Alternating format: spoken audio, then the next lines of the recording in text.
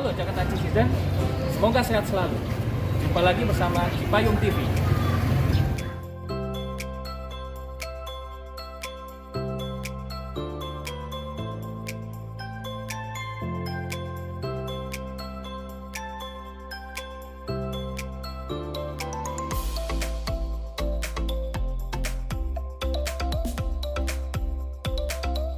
Tahukah Anda bahwa sekarang mulai masuk musim hujan? Selain banjir, ancaman yang tidak kalah berbahaya adalah penyakit DBD. Pada tahun 2016, ada sebanyak 623 penderita DBD yang tercatat di Kecamatan Cipayung. Jumlah ini merupakan jumlah tertinggi dalam jangka waktu 10 tahun terakhir. Kecepatan penanganan demam berdarah menjadi kunci untuk menekan kasus demam berdarah agar tidak menular di lingkungan. Oleh karena itu, Puskesmas Kecamatan Cipayung berkomitmen untuk memastikan kecepatan penanganan sesuai prosedur yang ditentukan Dinas Kesehatan.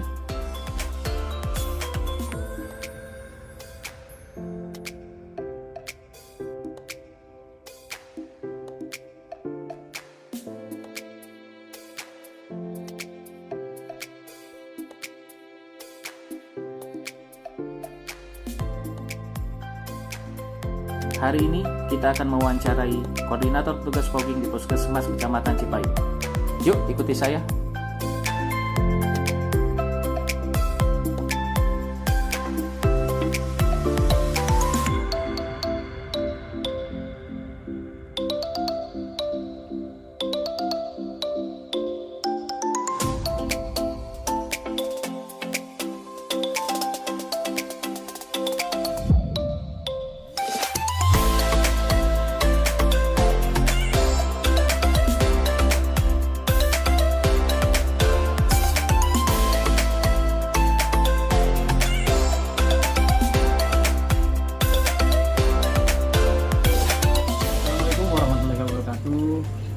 Saya Adam Malik Situmorang sebagai Koordinator Fogging Puskesmas Kecamatan Cipayung akan menjelaskan kepada Bapak Ibu semua tentang pelaksanaan fogging yang ada di Puskesmas Kecamatan Cipayung.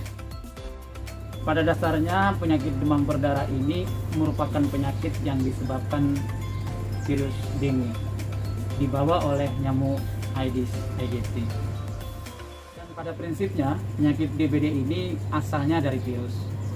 Jika kita bisa menghilangkan virusnya, maka sebetulnya selesailah sudah DBD. Tapi itu kan tidak mungkin ya. Terus kalau kita hilangkan nyamuknya juga sangat sulit, walaupun sudah di-fogging.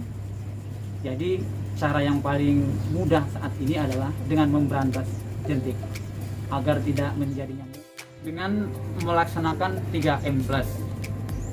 Seperti yang sudah kita ketahui bersama, 3M+ adalah menguras, menutup, dan mendaur ulang barang-barang bekas.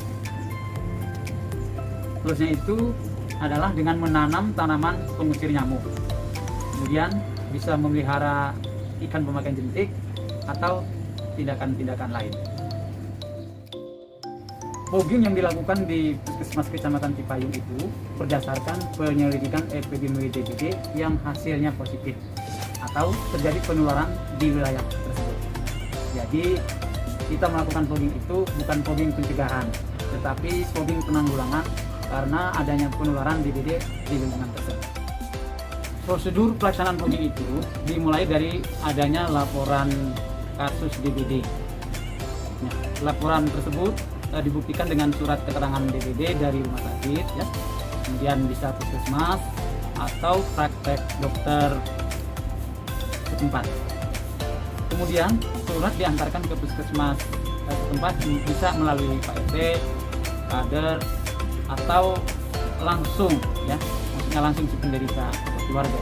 Kemudian setelah pihak puskesmas dapat laporan ya, pihak puskesmas merespon dengan menjadwalkan PE tadi ya, atau penyelidikan epidemiologi. Nah, kita melakukan PE tentunya di wilayah yang ada kasus DBD-nya tadi yang dilaporkan ya. Nah, maksimal waktu untuk respon PE itu adalah 1 kali 24 jam. PE PE dilakukan di radius 100 meter ya, atau kurang lebih 20 rumah ya, baik itu ke depan ya, ke belakang, ke kiri atau ke kanan. Jika ditemukan penderita DBD lainnya atau 3 penderita panas lainnya dan ditemukan jentik lebih besar dari 5% dari seluruh rumah yang diperiksa, maka hasil PE-nya dinyatakan positif. Nah, bila selain hasil yang tadi ya, maka hasil PE tersebut dinyatakan negatif. Jika PE negatif, maka kita melakukan edukasi ke warga sekitar dan pengurus RT tentang gerakan satu rumah satu jumantik, dan melakukan PSN mandiri di lingkungan tersebut ya. Kemudian jika PE-nya positif, maka kita melakukan hal yang sama.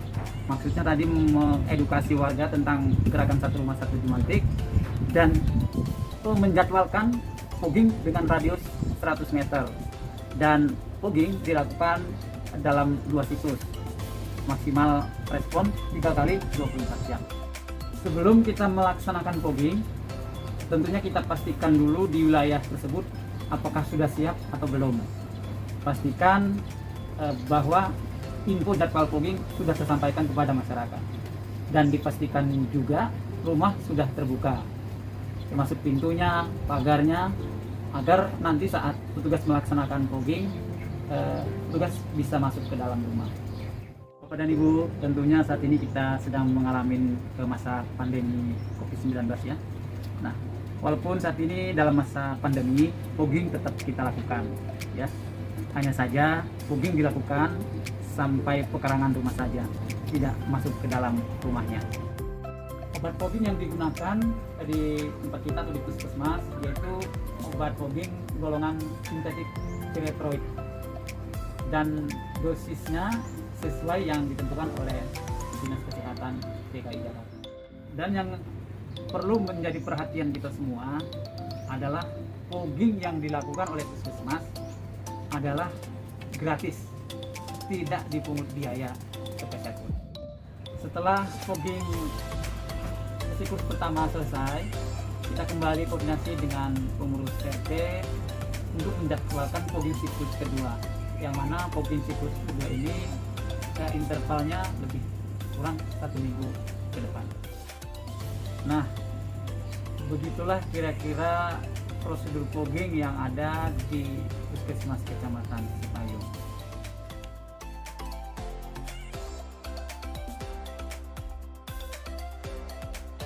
Selain respon penanggulangan kasus DBD, hal yang paling penting dalam pencegahan DBD adalah kegiatan pemberantasan sarang nyamuk atau PSN. Namun, saat masa pandemi seperti ini, gerakan satu rumah satu jumantik menjadi hal yang harus dilakukan setiap pemilik rumah atau bangunan agar di lingkungannya terbebas dari penyakit DBD.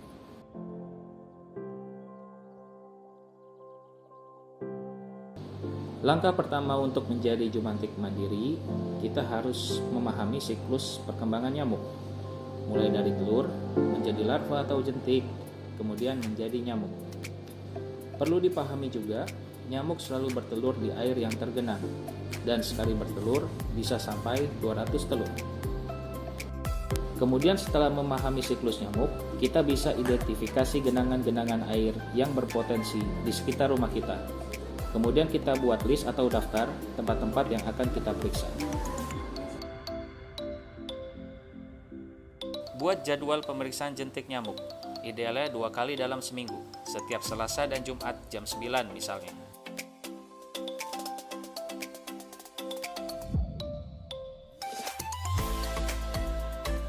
Kemudian mulai melaksanakan PSN dengan 3M+, yaitu menguras,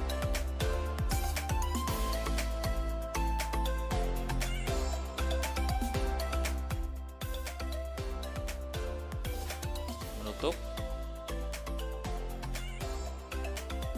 dan mendaur ulang, serta plus menanam tanaman mengusir nyamuk dan memelihara ikan pemakan jentik. Pastikan tetap konsisten melakukan hal ini.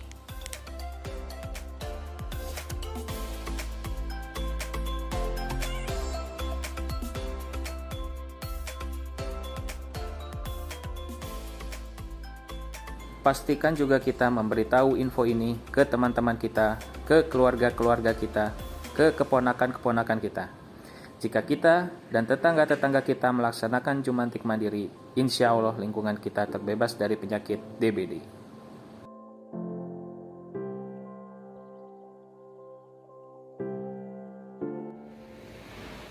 Halo, udah periksa jentik belum? Ya udah buruan kan, periksa.